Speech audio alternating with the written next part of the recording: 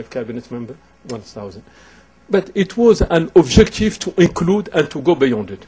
He rebuilt a country, and Idi Amin and others are now remote experience. So please, I needed to share this, point to clarify a number of things. So this being said, thank you, U.S. Institute of Peace. Thank you, FECO, and Center for International Strategic Studies. Now I'm making my presentation. The other was comment. So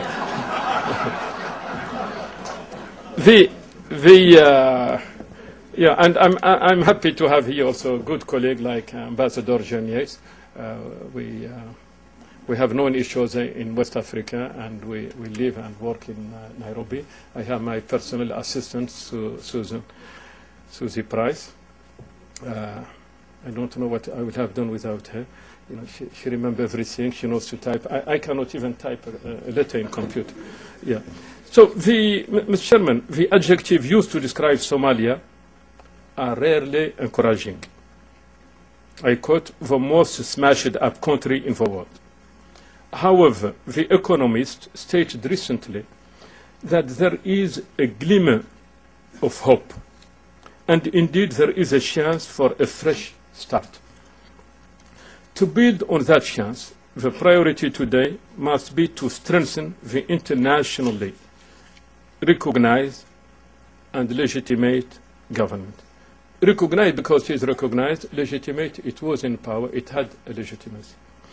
That strengthening of a government should be through combined and simultaneous assistance to governance, security, and development. We need a nexus to support simultaneously governance, security, and development, not one by one, because it cannot stand. Chairman, today Somalia, and this is my second observation, is widely considered, and it is terrible, as a failed state with far-reaching impacts beyond the Horn of Africa and the continent. The country, Somalia, constitutes a threat, first, to its people with frequent violence, death, disease, famine, refugees, environmental degradation. In short, very few attributes of a modern state. But Somalia is also a threat to its neighbors with border insecurity, trafficking, human weapons and drug, refugees, and decline in regional trade between Ethiopia and Somalia, Somalia and Djibouti, Somalia and Kenya, is not comparable to trade in ECOWAS or in SADC or the African region. So a vulnerable state, Somalia, has made the whole region vulnerable. This is an observation. Number three, the international community, with increasing irregular migration flows, homegrown hard drugs, terrorists, and piracy, with their multiple impact on the world, regional and local economies, and the environment. So, you know that the last suicide bomb in Hargeisa was by an American born from Somali origin. So the situation in Somalia is a threat to its people, to the region, and increasingly internationally. So a crisis out of control. These threats, who are real, should be addressed vigorously with a sincere helping hand and less cynicism. The country could still overcome its pervasive disaster. Although there are serious humanitarian needs, and we have to recognize them and to address them, the plight of Somalia cannot continue to be seen only as a humanitarian case.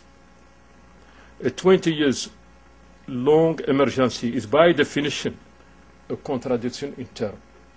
I'm not neglecting humanitarian. I think we have to address it. But we cannot consider Somalia a continued humanitarian crisis. It is not. it is a political crisis. Between 6 and 8 billion US dollar has been spent on Somalia over the last 10 years, with a positive impact yet to be seen. Likewise, the crisis should not be seen as a mere case study for specialists. Useful and welcome though these studies are, they have not taken Somalia out of the crisis. While there is no doubt that Somali elite, government, military, business, religious leader, and elder intellectual bear most of the blame for the collapse of their nation, because refusal to compromise, the international community, and I'm ready to say it, UN head of all, cannot avoid its own responsibility. The hope of Somali population today, in my opinion, is for both the international community and the Somali leadership, and I call leadership all these people, not only government or opposition, but every Somali responsible is to me a leader, should engage with a strong resolve in a new approach geared toward funding a lasting solution, lasting settlement. Somali and their external partner should undertake effort to win each other's hearts and minds.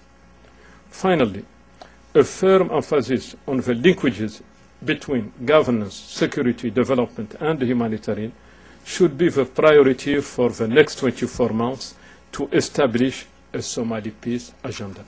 We cannot have peace without security. We cannot have peace without development. We cannot have peace without humanitarian, and we cannot have it without economic development. So how to act simultaneously on this? Security and development are linked. Speaking on fragile states, the World Bank president said recently, securing development. In other words, bringing both security and development together. There is no possibility of carrying out wide-scale recovery and rehabilitation if the internal situation in Somalia remains volatile. At the same time, without basic improvements in development, such as providing employment for youth, for human, and investment to make areas habitable, criminality will continue to be a major form of livelihood, and security will not improve. Time has come to adopt a strategy with achievable goal to help stabilize the country. This goal should be limited. It is to send a message, and there should be stability, employment, renovation of infrastructure. We should lead one major fight and win it to restore the confidence of Somali between themselves and to help them trust international community. Mutual trust is the first major fight. And it has to be one. Somali have to find a way out of the trap in which they are. And we too have to find a way out from that same trap. We both are trapped, and we have to do something. Mr. President, long years of violence and bloodshed forced the best educated and professional to flee their country, leaving behind a young generation which has only known a country at war. There are some exceptions like Jibril and Umar. They have not left their country. They are young, they don't fight, we like them. But in general, most young generation have left. The best educated has left, about 3 million. A large number, many of these young people are always available for violent confrontation. A large number of those extremists who carry out murder under different banners are generally far more interested in their share of revenue than in ideology. All too often they receive support from outside, state, individual, or some element from their own jalidad. Wealth and power go together, and there are plenty of illegitimate ways to make large profit in and from Somalia. How can we convince the spoiler that peace will be more profitable in money and reputation than war. In terms of governance,